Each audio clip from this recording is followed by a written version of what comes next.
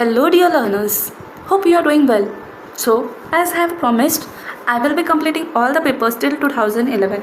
We have already completed paper 1 of this series, and now the paper 2 and paper 3 of history for 2013 and 2011 will be continued. Yes, exam is approaching soon and very fast, but don't panic. We have time to revise them. Still, we will try to cover the videos in upcoming days. Here the paper is of 75 questions and that too for 150 marks. No negative marking as we have right now also. पहले question 75 and 50 के रहते थे paper 2 and paper 3. अभी total 100 questions के रहते हैं. So very first question, let's get started. Which of the following is not an archaeologist from Maharashtra. यहाँ पर पूछा है not. Okay, so not S D. Sankalia, K Paddayya, M.K. Dhavalikar and B B. Lal. So our answer is option D, B B. Lal. ये महाराष्ट्र से नहीं है, he is from Uttar Pradesh. बाकी सारे महाराष्ट्र से. Jhukar culture is found at Jhukar, और Jhukar culture is found at Chanhudaro. Yes, ये लेट हड़प्पन कल्चर है जो कि सिंध एरिया में काफ़ी फेमस था. सिंध माने कि जो मोहनजोदारो, चाहुंदारो जो वाला एरिया है, अमरी, वहाँ पर ये झुकार कल्चर आप देख सकते हो. आगे, megalithic sites in Maharashtra concentrated in Nagpur district. हमने लास्ट पेपर में पेपर 2 में देखा था ना, नायकुंड, जहाँ पर आयरन फर्नेस थे मेगालिथिक, तो वही नागपुर के अराउंड विदर्भ एरिया में काफ़ी सारे मेगालिथिक साइट्स है. Fourth question, which hymn of Rigveda gives an idea of educational system. क्या पूछा है? Educational system. तो ये है Manduka hymn. Option C, Manduka hymn और फ्रॉग हिम. ये काफ़ी लेंदी हिम है, मंत्र या सूक्त. Then fifth, Rigvedic bhishaj. Rigvedic bhishaj was a physician, मतलब कि डॉक्टर. जो हमारे अभी डॉक्टर्स रहते हैं उन्हें भिषज बोलते थे ऋग्वेद के टाइम पर. फिफ्थ. और हाँ, ये नेम क्यों मिला था? क्योंकि ये नेम विष्णु भगवान का था, लॉर्ड विष्णु, जो कि ऐसा मानते थे कि ये हीलर है, जो सफरिंग्स है ये उनको ख़त्म करते हैं. He is healer of universe, healer of people, इसलिए ऋग्वेद भिषज माने physician. Sixth, Rigveda does not mention river which lies to the west of Indus. ऐसी कौन सी रिवर है जो ऋग्वेदा में मेंशन नहीं की गई है? तो ये है टाइग्रिस. ठीक है. काबुल को उन्होंने कुबा बोला है, हम ये लिख लेंगे. काबुल को बोला है कुबा. फिर गोमती रिवर को गोमल बोला है, और स्वात वाली सुवास्तु रिवर को स्वात. ठीक है, ये सारे नेम्स.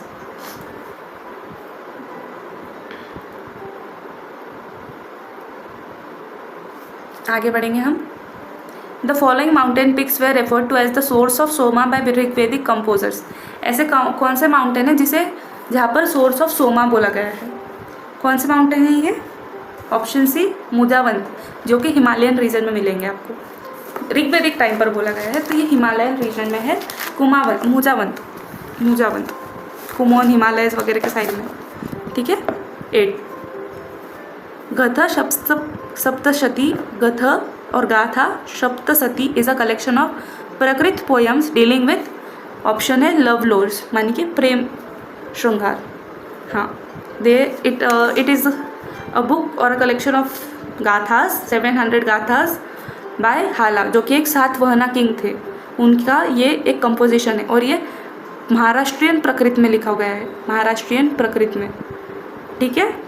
और इसमें क्या है ना, मैरिड अनमैरिड वुमेन जो रहते थे, गर्ल्स, वो अपने लॉन्गिंग फॉर हर लवर, ऐसा कुछ जो है वो उसमें मेंशन किया गया है कि वो अपने फ्रेंड्स को शेयर कर रहे हैं या पेरेंट्स को शेयर कर रहे हैं, ऐसी चीज़ें लिखी गई है. Mahashila Kantaka was the name of a weapon. ये एक वेपन है महाशिला कंटक, और इसके साथ साथ और एक वेपन है जिसका नाम है रथमुसल. और ये किसके वेपन से? अजात शत्रु के. किसके वेपन से ये? अजात शत्रु, जो कि मगध के राजकुमार थे, सन ऑफ बिंबिसार. अजात शत्रु, इनके बारे में काफ़ी ज़्यादा दिया गया है हमारे हिस्ट्री में कि इन्होंने अपने फादर को मारा था. फिर उसके बाद में अपने एक मामा जो कि उनके बेटी के साथ में शादी की थी, ये सब कुछ इनके बारे में दिया गया है। ये वेपन्स है अजातशत्रु के। आगे 10th, the Sarvastivada sect originated at. Sarvastivada ये सेक्ट है तक्षशिला में ये ओरिजिन हुआ था तक्षशिला में। और ये किसका पार्ट है? ये बुद्धिज़्म का पार्ट है, एक one of the dominant sect of Buddhism in north India and central Asia. और ये इसको पैट्रोनेज किसका मिला था? कनिष्क का, जो कुशन रूलर्स थे कनिष्क, उनका पैट्रोनेज मिला था इस सेक्ट को, इसलिए काफ़ी ज़्यादा फेमस हुआ था। And it is one of the most influential school of Hinayana Buddhism. Hinayana Buddhism का मोस्ट इन्फ्लुएंशियल स्कूल भी माना जाता है सरवस्तीवाद। अभी ठीक है 11th, 16 Mahajanapadas are mentioned in Anguttara Nikaya. Option C, Anguttara Nikaya में 16 महाजन्स के बारे में बताया गया है, महाजनपद्स के बारे में। ये एक बुद्धिस्ट स्क्रिप्चर है और इट इज़ पार्ट ऑफ सूत पिटका। सूत पिटका का पार्ट है ये। 4th सूत पिटका में 5 निकाया है, उसमें से एक है Anguttara Nikaya. Yes, Anguttara Nikaya is one of the Nikaya from the Sutta Pitaka. और बाकी सारे पिटका के बारे में कौन जानता है? हाँ, आगे जो पिटकास है, टोटल 5 पिटकास आते हैं सूत पिटका में, 5 निकायास आते हैं। तो उसमें से पहला है दीघ निकाया। मैं आपको लिख कर बता देती हूँ, यहीं पर लिख देते हैं हम, दीघ निकाया। उसके बाद में आता है संयुक्त मझिमा निकाया। उसके बाद में आता है संयुक्त निकाया। उसके बाद में आता है अंगुत्तारा एंड उसके बाद में आता है कूदका निकाया में। ठीक है, ये सारे निकाया है।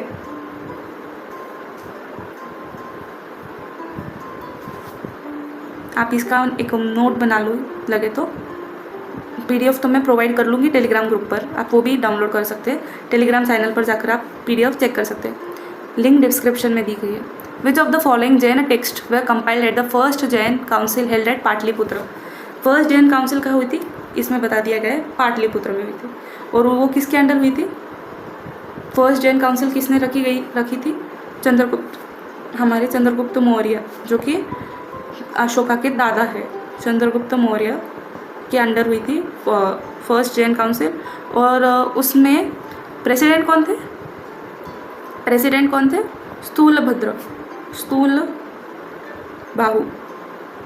स्थूलबाहु या फिर स्थूलभद्र, ये थे उसके प्रेसिडेंट, जो हमारी जैनिस्ट काउंसिल हुई थी, फर्स्ट जैन काउंसिल। ठीक है, और ये कब हुई थी वैसे?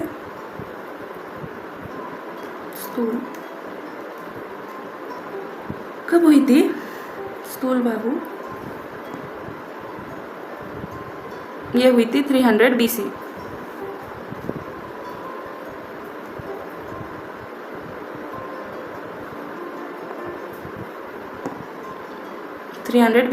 और इसमें कंपाइल हुआ था 12 अंगास। और इसका कंप्लीशन हुआ था जब सेकेंड काउंसिल हुई थी वल्लभी में, 512 AD में हुई थी सेकेंड काउंसिल। फर्स्ट और सेकेंड काउंसिल के बीच में काफ़ी ज़्यादा गैप है, तो सेकेंड काउंसिल के बीच जब हुई थी तब इसका फाइनल कंपाइलेशन हुआ था, ये अंगास का और उपंगास का। 13, who has stated that Chandragupta Maurya as young man had met Alexander face to face in Punjab.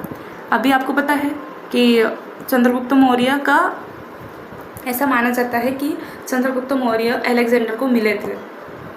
History में ऐसा माना गया है, जस्टिन ऐसे जो कि एक ट्रैवलर ही थे, उन्होंने ये मेंशन किया था। और उसमें चंद्रगुप्त को नाम क्या दिया था? आंध्रकोटस। चंद्रगुप्त को नाम बोला गया था आंध्रकोटस, ये नाम था चंद्रगुप्त को। आगे जस्टिन ने बोला था। ओके, 13 का है option B. 14, Ashoka refers to the importance of medical herbs, roots and fruits for the treatment of human beings and animals in. कौन से एडिक्ट में अशोका ने ये इसका मेंशन किया है? ये मेंशन है second pillar edict, yes, major rock edict 2, जिसमें है पैटर्नलिस्टिक आइडियाज ऑफ किंगशिप। मतलब कि अपने जो सब्जेक्ट्स है, जो भी है सब्जेक्ट्स, उनके लिए एक पेरेंट वाला फीलिंग, कि वो मेरे बच्चे हैं जो मुझे उनका ध्यान रखना है, तो उसमें ऐसा मेडिसिनल हर्ब्स को या तो वो इंपोर्ट करते थे या फिर वो कहीं से अपने पास में ग्रो करते थे, उसके बारे में मेंशन किया है। आगे, the Tinai mentioned in the Sangam literature correspond to, Tinai mentioned in the Sangam literature corresponds to, it is ecological zones in south. Actually जो कि जितने भी 5 जोन दिए गए हैं संगम में, तो उसका नाम तिनाई है। जो 5 जोन दिए हैं उन सबका नाम ही तिनाई है। Each is known as Tinai, 5 distinct ecological zones with its own unique qualities. इनको तिनाई बोलते हैं संगम सोसाइटी में। ऑप्शन सी 15 का है, ऑप्शन सी। 16, पलोरा और Palora mentioned as a port in the early sources was located on the coast of, Palora जो कि एक पोर्ट है वो कहाँ मेंशन कहाँ है? कलिंगा में, कलिंगा। इसका और एक नेम क्या है? पालूर। ये काफ़ी फेमस पोर्ट है। यस, ये काफ़ी फेमस है। इसको फर्स्ट किसने बताया था? टोलेमी, जो कि एक फर्स्ट उनकी जो बुक थी ज्योग्राफी, उसमें उन्होंने मेंशन किया था पलूर पोर्ट एस पलोरा। उन्होंने ये नेम दिया था, किसने? टोलेमी ने ये नेम दिया था। और नागार्जुना कोंडा इंस्क्रिप्शन है विसु पुरुष दत्त का, उसमें भी उन्होंने ये बताया था कि पालूर एक इम्पॉर्टेंट मेरीटाइम पोर्ट है। यस, और उसमें उन्होंने पालूर को दंतापुर बोला था। अलग अलग नेम है इसके। दंतापुर, सॉरी, हाँ, इसमें उन्होंने पालोर मेंशन किया था। और दंतापुर है बुद्धिस्ट जाटकास में, जाटक जो टेल्स है उसमें, बुद्धिस्ट जाटक टेल्स में इसको नाम दिया है दंतापुर। ठीक है, 3 नेम्स बता दिए एक ही पोर्ट के, पालोर, पलूर, दंतापुर। आगे पढ़ेंगे हम 17। The first Sanskrit text based on the Buddha's life is, option C Buddha Charitam. जो किसने लिखा था? काफ़ी फेमस है ये तो, अश्वघोष ने लिखा था बुद्ध चरितम। आगे बढ़ेंगे 18th। Which one of the following rules were not fixed by the guilds. Guilds माने कि श्रेणीज मर्चेंट्स की जो रहती थी, तो वो क्या रूल्स मेंशन नहीं करते थे। वो वर्क रूल्स मेंशन करते थे, प्राइस वाले करते थे, सोशल कंडक्ट करते थे, बट डिस्ट्रीब्यूशन के रूल्स वो मेंशन नहीं करते थे। उनके पास में तो इम्पीचमेंट के लिए जजेस भी होते थे कि अगर किसी ने कुछ गलत किया है तो वही के वही उसको सज़ा मिलेगी, बट डिस्ट्रीब्यूशन के लिए उनके पास में कोई रूल्स नहीं थे। आगे 19। विच of the following urban centres was not prominent during the Satavahana times. Not prominent, Satavahana times.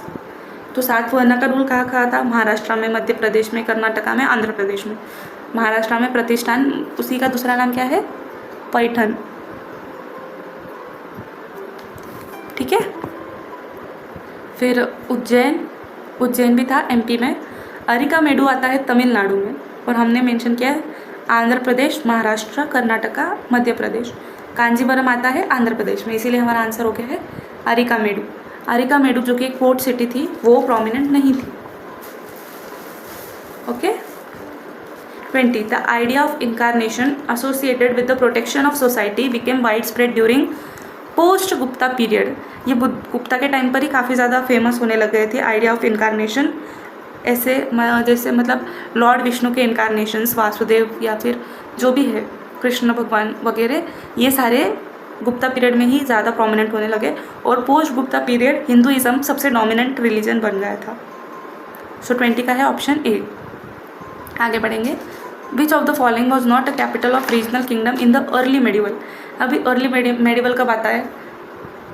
600 से 1200। ठीक है, तो इसमें कैसा बताया है कि मतलब कंफर्म नहीं है, बट स्टिल ये आंसर मैं आपको बताती हूँ। मालखेड़ या मान्यखेड़, अगर ऑफिशियल आंसर की रहती तो काफ़ी क्लियर हो जाता था, बट जबकि हमारे पास नहीं है इसीलिए हमें एक और पकड़ना पड़ेगा, अदरवाइज ड्रॉप ही होता था ये क्वेश्चन, क्योंकि ये सारे ऑलमोस्ट उसी टाइम के हैं, अर्ली मेडिवल टाइम के ही है। कांचीपुरम किसकी कैपिटल थी? पल्लवा की कैपिटल थी कांचीपुरम, जो कि कब थे? 4th सेंचुरी से 6th सेंचुरी के बीच में, 4 से 6 सेंचुरी के बीच में थे। उसके बाद में आईहोल चालुक्य की पहली कैपिटल थी, और फिर उन्होंने बाद में शिफ्ट कर दी थी बदामी, जो कि ऑल्सो नोन एज वाटपी। तो ये पहले थी आईहोल और फिर बादामी, और ये भी 6th सेंचुरी 7th सेंचुरी के अराउंड ही थी, तो इसीलिए आईहोल और बादामी भी कैंसिल होते। ये थी चालुक्यास की, हम ये मेंशन कर देते, ये थी चालुक्यास की। अभी जो मालखेड़े या मान्यखेत, बाद में मान्यखेत हुई थी, तो ये थी हमारे राष्ट्रकूट जो थे रूलर्स उनकी, और ये 800 समथिंग में ये कैपिटल बनी थी, इसीलिए मैंने उसको थोड़ा लेट कंसिडर करके अर्ली मेडिवल में नहीं लाया। ठीक है, आता तो वो भी 7th सेंचुरी के एंड में ही है, बट सॉरी 8th सेंचुरी के एंड में ही आता है, बट स्टिल अगर ऑप्शन रहता है तो कंफर्म कर सकते थे, बट नहीं है, इसीलिए हम ए लेंगे। अभी ये भी क्वेश्चन में थोड़ा कन्फ्यूजन था, बट फिर भी हम ट्राई करेंगे।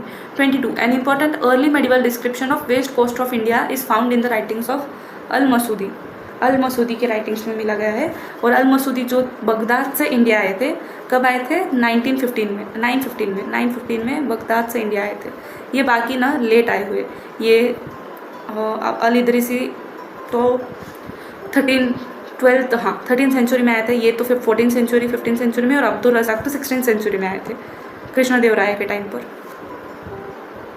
23 in the course of 11th century the intercourse between South India and China had become so widespread that a large Chinese settlement came up Tamil Nadu at the port of Nagapattinam.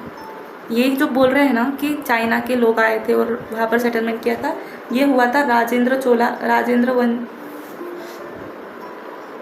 Rajendra one के time पर हुआ था ये। Rajendra one जो कि थे चोला king,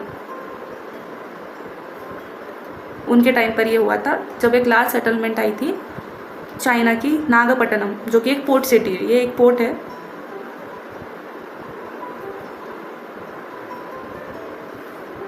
वहाँ पर 23 का है ऑप्शन डी। अभी 24 mount Abu temples were build between the mostly appropriately तो 11th से 13th सेंचुरी देंगे हम, क्योंकि ये 11th से 16th सेंचुरी तक चल रहे थे टेम्पल्स, तो हमने सबसे जो अप्रोप्रिएट पास वाला है वो कंसिडर किया। इसे दिलवारा टेम्पल कॉम्प्लेक्स भी बोलते हैं, जो कि चालुक्य जो गुजरात के थे उन्होंने बिल्ड किया था। यस, उनको सोलंकीज भी बोलते हैं। 25 which of the following gives the correct order of medieval ports from north to south. अब ये नॉर्थ टू साउथ पूछा है, ठीक है, तो हमें तो इसके लिए पहले तो मुंबई के सारे पोर्ट्स पता रहने चाहिए। जो सोपारा है वो अभी नाला सोपारा है, और कन्फ्यूजन पॉइंट ये है कि सोपारा कल्याण से पहले आता है, कल्याण के बाद में आता है, नीचे आता है, और थाने भी कल्याण के बाद में आता है, और पनवेल तो एकदम नीचे आता है। इसीलिए नॉर्थ टू साउथ में अगर हमको आंसर देना है तो हम ये लेंगे, अदरवाइज तो ये क्वेश्चन ड्रॉप करेंगे। यस, अगर पता होगा आंसर किसी को 25 का तो वो मुझे कमेंट्स में बता सकते हैं, अगर आपके पास में करेक्ट आंसर होगा तो। अदरवाइज मुझे तो जो सबसे अप्रोप्रिएट लगा वो यही लगा कि पहले कल्याण आएगा और फिर सोपारा आता है और फिर थाने, और पनवेल तो एकदम नीचे। 26 an important medieval merchant guild of south India was Ayyavole. हमने 2013 के पेपर 2 में चेक किया था कि जो इम्पोर्टेंट मेडिवल मर्चेंट्स गिल्ड्स थे तो वो कौन से थे? आयावोल थे, जो कि आईहोल में थे, आईहोल से आते हैं ये वाले। फिर एक मणिग्रामम, और भी बहुत सारे नाम मैंने शेयर किए थे उसी वीडियो में, जो 23 का 2013 का पहला पेपर 2 वाला वीडियो है, उसमें आप वो एक बार जाकर चेक कर लो। आगे, which of the following is not correctly matched? Amir Khusrau Tughlaqnama correct, Afif Tarikh Firozshahi, Barani Futuh Salatin, यादिया बिन अहमद सरहिंद, तारिक मुबारक शाही। तो इसमें से ऑप्शन भी अफीफ का तारिक फिरोजशाही। तारिक फिरोजशाही किसने लिखी थी? Any guesses? Yes, Tarikh Firozshahi भी बरनी ने लिखी थी।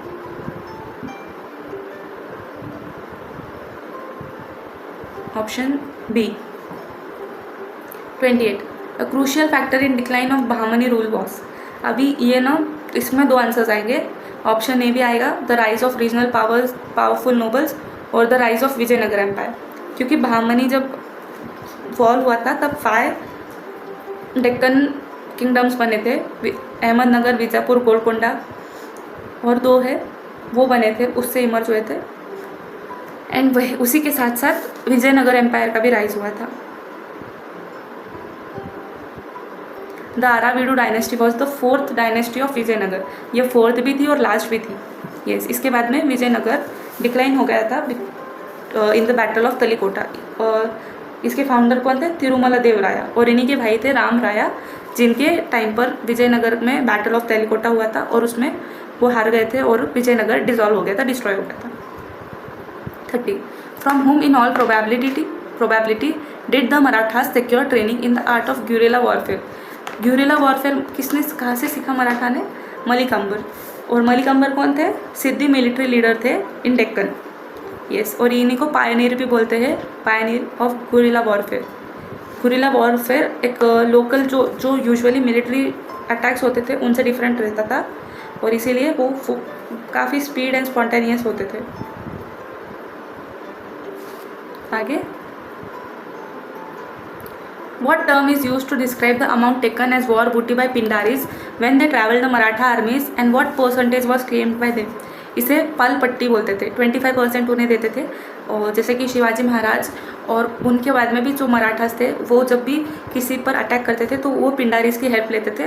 पहले वो प्लॉट ऐसा करते थे कि पिंडारीज लूटेंगे या कुछ करेंगे जिससे कि आर्मी का ध्यान भटक जाए, एंड देन जो आर्मी थी हमारी मराठा आर्मी वो अटैक करती थी। तो ये पल पट्टी एक तरह का टैक्स रहता था जो कि पिंडारीज को देते थे। और कत्र पर्चा, ये रिपीट, ये हमने पहले एक वीडियो में किया था। कत्र पर्चा टैक्स ऑन क्लोथ्स, सिल्क वगैरह कॉटन क्लोथ्स रहते थे उनके ऊपर टैक्स। जोर तलब क्या होता है? जोर तलब है कि जो लैंड है रिबेलियस पीपल की, जो रेवेन्यू नहीं देते हैं उसे जोर तलब बोलते हैं, लैंड ऑफ रिबेलियस पीपल। और मग्नमाई, मग्नमाई का मतलब होता है समथिंग। हाँ, इसका मतलब होता है समथिंग।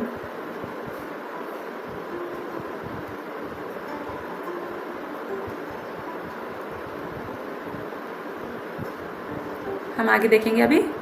वो 32, what was the unit of measurement of land in the Maratha dominion? ये ओल्ड एनसीईआरटी में तो इसके ऊपर काफ़ी डिटेल में दिया हुआ है सारा। ऑप्शन सी काठी। लैंड रेवेन्यू असेसमेंट कैसे होता था? यूनिट ऑफ मेजरमेंट, मतलब ही काठी का यूज़ करके लैंड रेवेन्यू का असेस करते थे और उसी के बाद में उसके ऊपर रेवेन्यू फिक्स करते थे।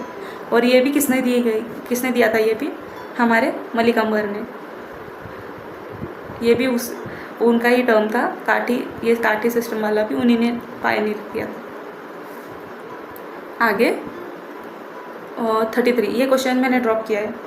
द वर्ड मेड ए खाट और मेड ए कट मीन्स, ये मुझे आंसर मिला नहीं इसलिए मैंने ये ड्रॉप किया है। If you know please let me know. अभी असर्शन एंड रीजनिंग है। अकॉर्डिंग टू शरीयत, 4/5 of the booty is to be distributed among the soldiers. Instead the Delhi Sultan generally appropriate 4/5 for themselves. Since the army consisted of paid soldiers, the Sultan did not consider the policy illegal. मतलब क्या बोला है कि शरीयत में ऐसा बताया गया है कि 4/5 आपको सोल्जर्स को देना है, बट जो दिल्ली के सुल्तान थे वो 4/5 खुद रखते थे। ठीक है, और ये क्यों बोलते थे? क्योंकि आर्मी को ऑलरेडी वो पेड करते थे, इसीलिए इनको ये पॉलिसी इलीगल नहीं लगती थी। तो ये जो है ये करेक्ट है, ऑप्शन है तो करेक्ट है कि शरीयत में ऐसा बोला गया है कि आप 4/5 सोल्जर को देंगे और 1/5 आप खुद रखेंगे, 1/5 आप खुद रखेंगे। ये लीगली बताया गया है। और इसे क्या बोलते थे? जो ये 4/5 थे ये खम्स बोलते थे इसे, जो कि एक टैक्स रहता था, एक तरह का टैक्स रहता था ऑन माइंस या फिर वॉर बूटी जो भी है उनके ऊपर। और इसका 4/5 आप देंगे सोल्जर्स को और 1/5 खुद रखेंगे। और since the army consisted of paid soldiers, हाँ, इसीलिए वो सुल्तान्स को ये इलीगल नहीं लगता था। तो इसका आंसर है ऑप्शन सी। हाँ, तो ये गलत ही, बट इसका आंसर है ऑप्शन सी। हमें दोनों चीज़ों को कंसिडर करना है ना। आगे, मशरूत means a rank attach to a person. Option B person. मनसबदार जो रहते थे हमारे, उनको एक कंडीशनल रैंक दिया जाता था मशरूत। ये कंडीशनल रैंक रहता था मनसबदार के लिए।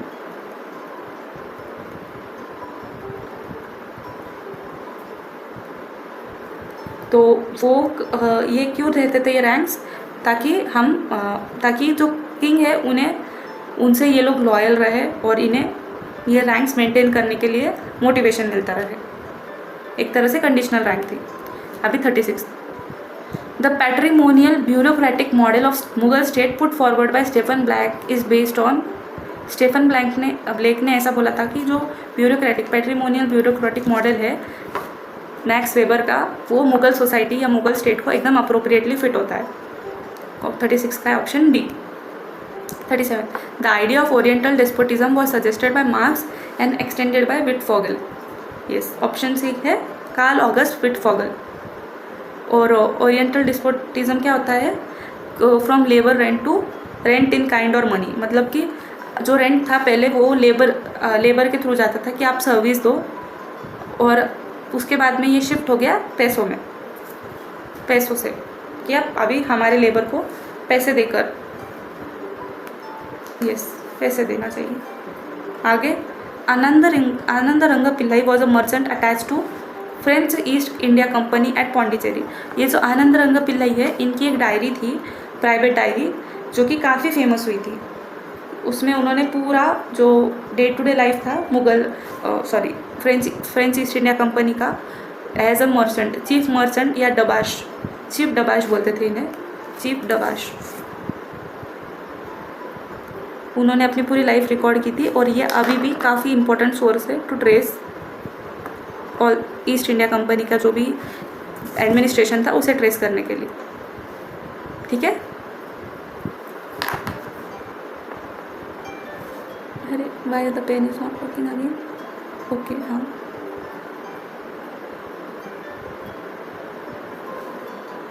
आगे हम देखेंगे आनंद रंग पिल्लाई। इनके ऊपर क्वेश्चन पहले भी आया हुआ है। अब ये पैसेज बेस्ड क्वेश्चन है, पीडीएफ तो मैं प्रोवाइड कर लूँगी, तो आप पैसेज उसमें देख लेना, हम डायरेक्टली आंसर सॉल्व करेंगे। 39, the first 2 Mughal rulers should not be termed emperor because यहाँ पर ऐसा उसका क्या दिया है, पैसेज में दिया हुआ है। सी, पैसेज में पहले क्वेश्चन पढ़ लेना और फिर पैसेज में जाकर देख लेना। द 2 मुगल फाउंडर्स, यहीं पर दिया है, founders of the Mughal emperor Babur and his son and successor Humayun eventually won a bitter struggle with the Afghans for supremacy in North India।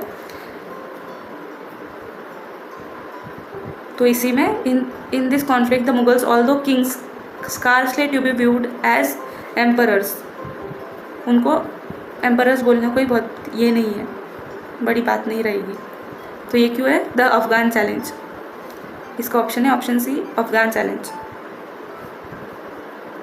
Tremendous opposition was faced by Mughals in their attempt to carved out empire in the Indo Gangetic plain. वहीं पर दिया था उसके नीचे Indo Gangetic planes के बारे में, तो option B. 41, the most powerful and widely dispersed foreign group in the north India was the Afghans, option B, Afghans.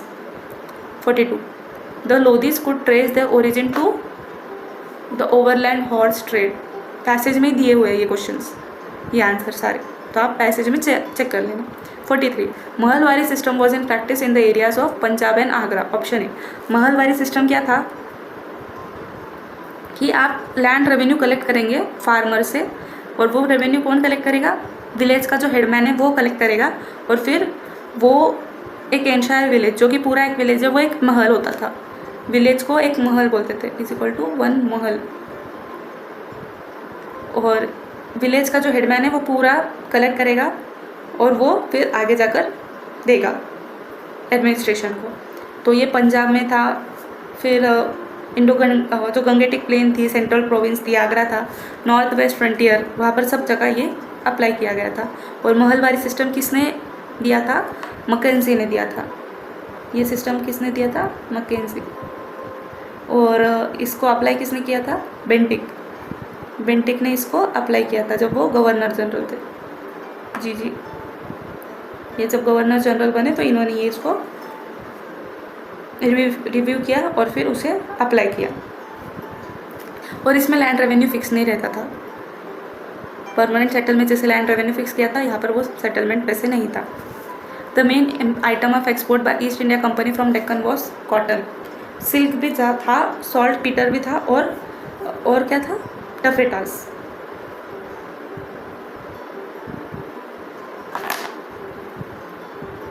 The factor which precipitated the decline of Indian industries, particularly rural artisan industries, was building of railways। जब railways बनने चालू हो गए तो automatically पूरा growth जो था rural artisans का वो फॉल हो गया। ठीक है।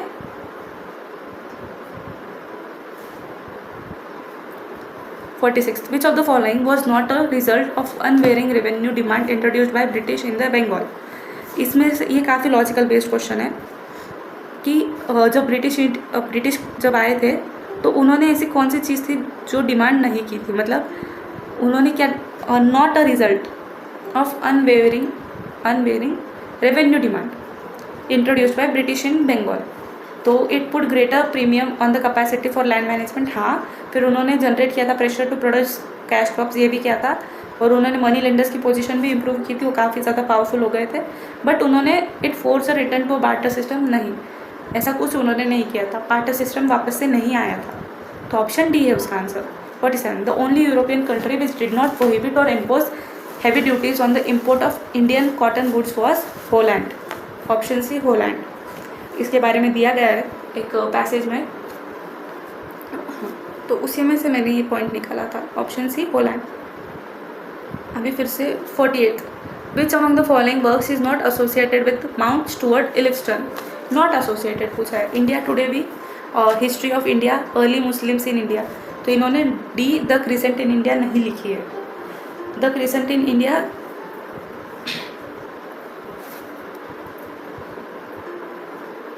SR शर्मा ने लिखी है।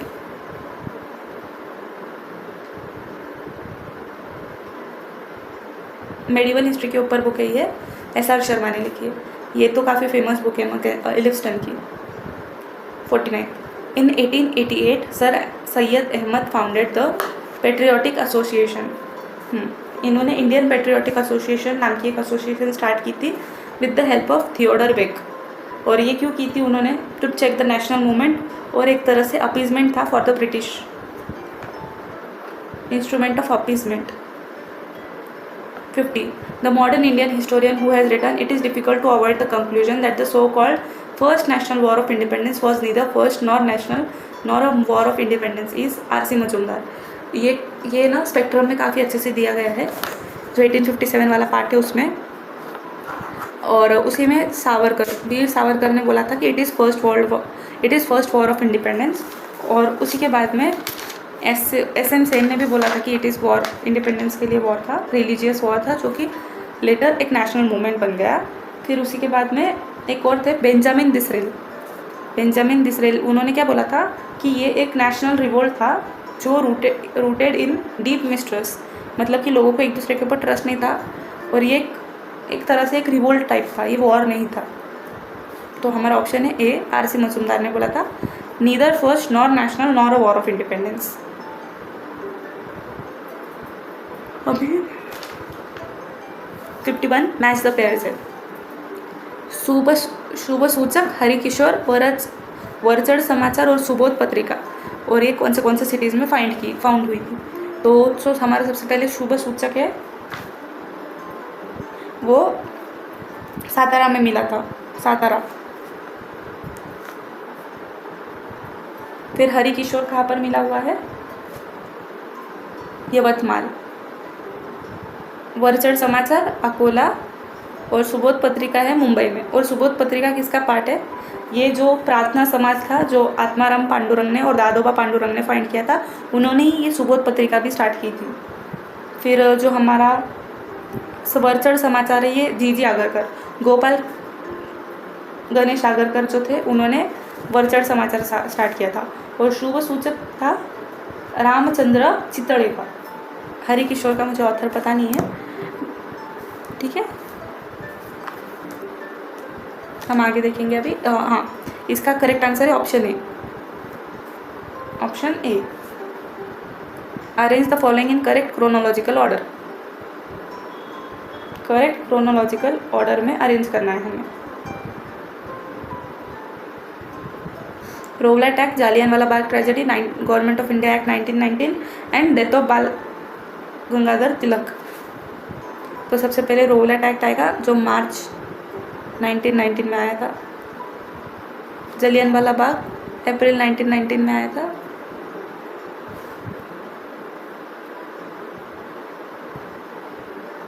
और हमारा गवर्नमेंट ऑफ इंडिया ये दिसंबर 1919 में आया था, और तिलक की डेथ हुई थी अगस्त 20 में। तो हमारा है करेक्ट क्रोनोलॉजिकल ऑर्डर 1 2 3 4। ठीक है, यस, ऑप्शन ए। आप डेट्स एक बार फिर से चेक कर लो, और ऐसे ही सारी चीज़ों के भी डेट्स लिख लेना, ये बहुत हेल्प करते हैं। तो अगर क्रोनोलॉजिकल ऑर्डर काफ़ी इजी भी आते, इतने कोई डिफिकल्ट नहीं होते। ये मार्च में आया था, मार्च 19 में आया था। जलियन वाला बाग 13 अप्रैल 1919 में हुआ था। फिर गवर्नमेंट ऑफ इंडिया दिसंबर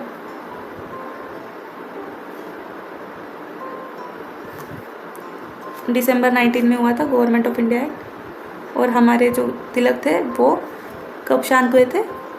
अगस्त 20 में।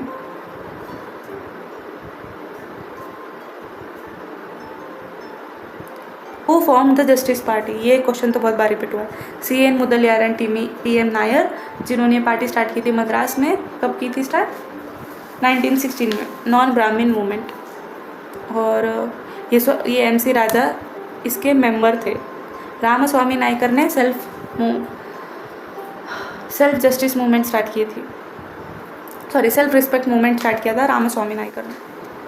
सो 54th, which of the following periodicals is not correctly match with its editor? Not correctly match with its editor.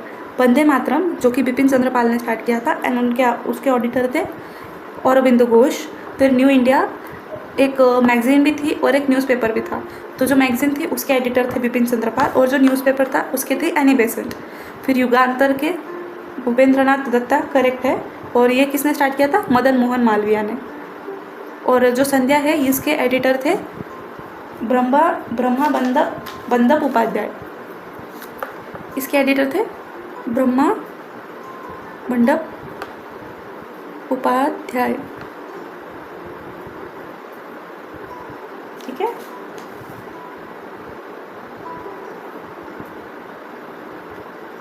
वरिंद्रनाथ Ghosh नहीं थे, ब्रह्मा बंदप उपाध्याय थे संध्या के।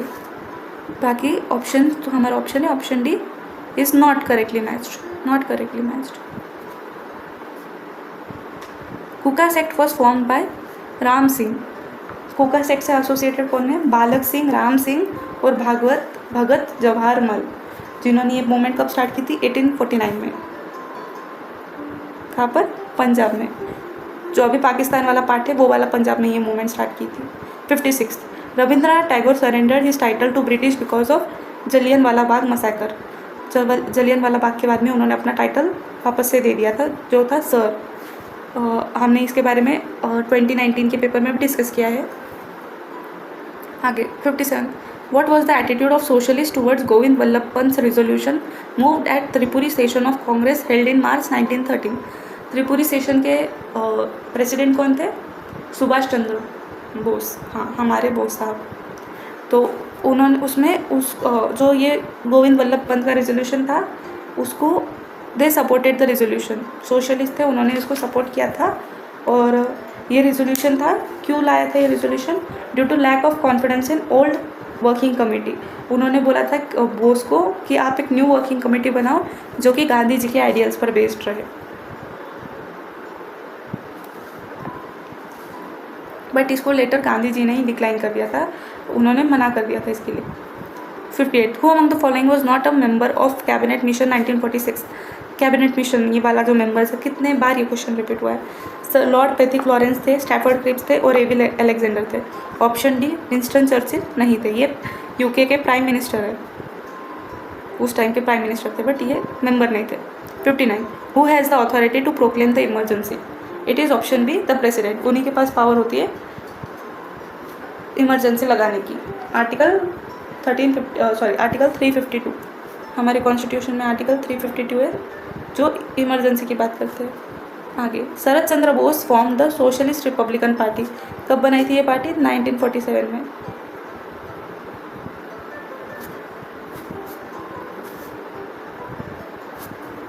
ठीक है, हम आगे बढ़ेंगे अभी।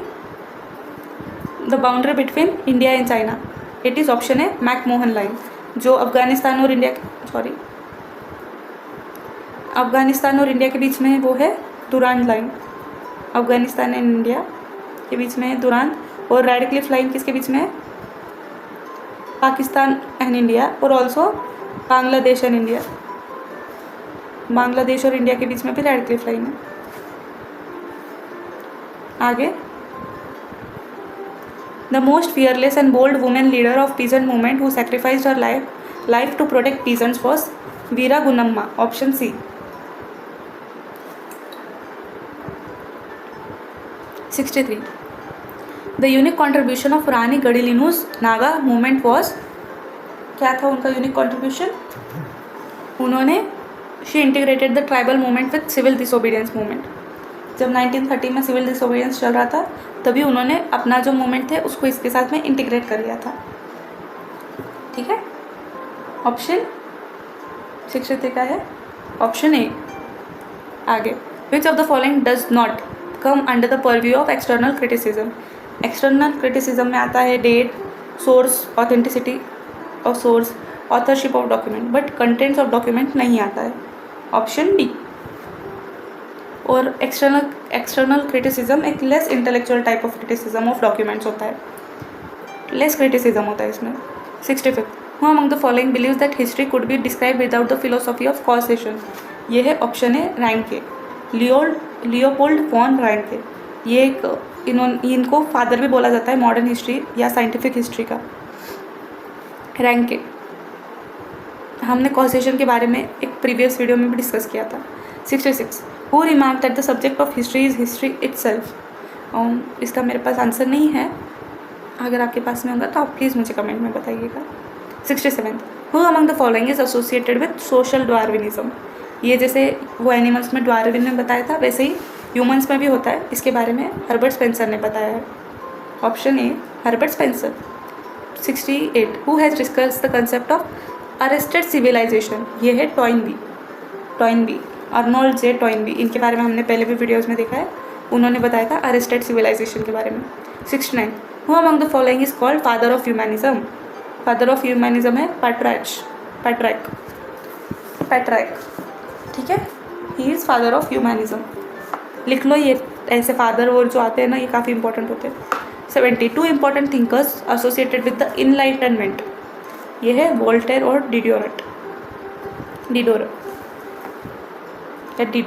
डिडोरो समथिंग, वोल्टेयर और डिडोरो। ठीक है, इनलाइटनमेंट वाला जो मूवमेंट है जिससे रूसो भी है एसोसिएटेड, मॉन्टेस्क्यू, फिर काफ़ी सारे नाम हैं, तो उसमें वोल्टेयर और डिडोरट का भी एक नाम है। आगे 71. Ferdinand Lassalle a socialist leader belong to Germany. Option है Germany. Ferdinand Lassalle belong to Germany. इन्होंने एक सोशल डेमोक्रेटिक मूवमेंट स्टार्ट की थी जर्मनी में, काफ़ी फेमस थे ये, और सोशल डेमोक्रेटिक मूवमेंट स्टार्ट की थी। 72. In England slave trade was abolished in the year 1807। 1807 में स्लेव ट्रेड अबॉलिश की गई थी। 73. Who was the first to use the term third world. ये है ऑप्शन है अल्फ्रेड स्वावी। ऑप्शन है 74. The decision to convene a conference of African and Asian states at Bandung was taken in 1954 at the conference in। ये new Delhi में जब conference हुई थी 1949 में, तब डिसीजन हुआ था कि बांडुक में एक कॉन्फ्रेंस होंगी 1954 में, जो कि हमारी नॉन अलाइनमेंट मूवमेंट है। 1954 वाला जो कॉन्फ्रेंस था नाम वाला, उसकी पहले मीटिंग हुई थी। 75. In which year did the Cold War came to an end? Cold War came to an end in 1989 after the collapse of Berlin Wall. Berlin wall जब कोलैप्स हुई थी तब हमारा जो कोल्ड वॉर था वो ख़त्म हुआ था। So here I will end the video. Hope you like it. Do subscribe to my channel and do share with your friends. बाकी वीडियोज़ भी जल्दी आएगी। Thank you.